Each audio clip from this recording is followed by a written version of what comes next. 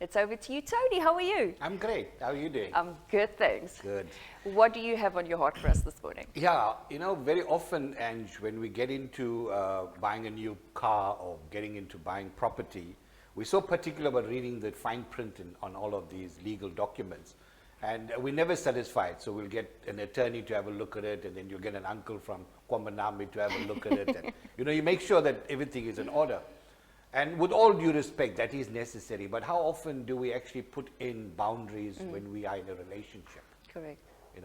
We get into a relationship either with the partner or with the company that you're working for, and we just take it as granted that we're going to be working there, and we don't even set these boundaries.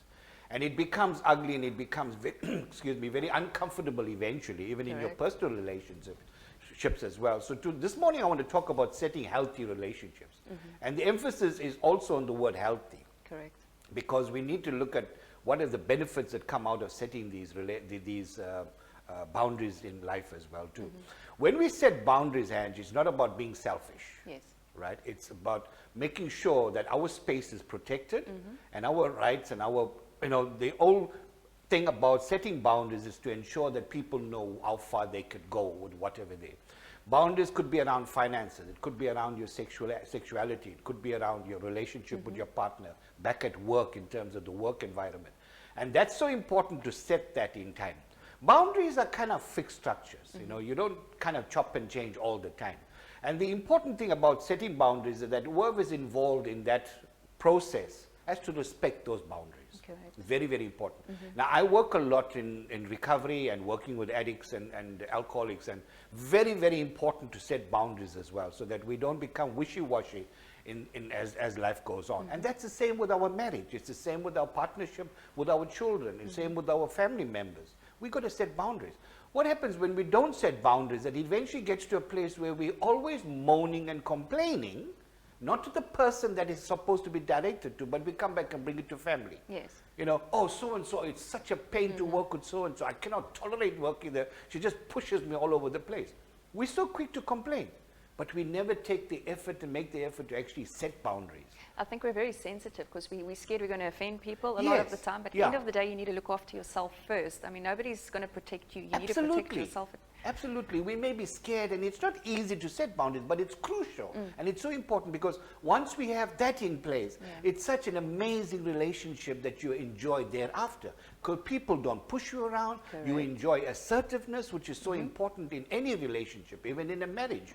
And it's so important to have that compassion and an understanding. It provides the security that one needs in the relationship. It provides the understanding as to what is acceptable and what is not acceptable. So it really is setting up the ground rules so importantly that we can really, really blossom out of that kind of an effort as well too. So I want to encourage the viewers this morning to take the weekend, enjoy the weather that we enjoy, but also take time off to look at where do we want to put in boundaries, where do we want to set boundaries. And remember that the boundaries come with consequences. Correct. Very, very important that the consequences must be adhered to, the consequences must be real, and they must be there. People must respect the consequences. You infringe this boundary, you kind of cross it, there's a consequence for that. I was working with a young lady that was a mother of 3 children, and she was a full-blown addict. And one of the clauses we put into a document where we put our boundaries was the fact that her children will be removed if she goes back and takes a drug. Now that's a hectic, it's absolutely hectic, the consequence, but it works. Exactly. Right? She's not, just a little bit, she's not into recovery for the children's sake, but the more often she embraces recovery, her children benefit, and she's the mother of these children right up to now. She's about 4 years clean. Yes. Now that's the amazing thing, that we have to respect the people that are involved in the process, and respect the boundaries that are set, and respect the consequences that are attached to that as well. So that's my message for this morning, is to set the boundaries, adhere to it, and enjoy what comes after that as well.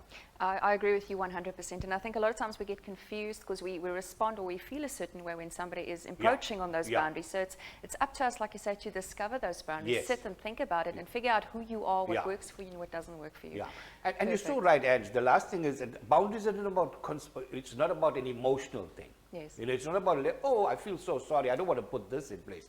But we don't feel sorry for the family that we go back to and complain day in and day out. So let's be respectful to those people as well too. Set the boundaries, enjoy your life, and bliss. Amazing. Thanks so much, Tony. Great to have you with us again this morning. We'll see you next week. Yes, definitely. Thanks. Hundreds. We're going into a quick ad break, and then we have the weather and surf report with Hayley and Dion, followed by Matt Williams with the sports segment for today. Stay tuned.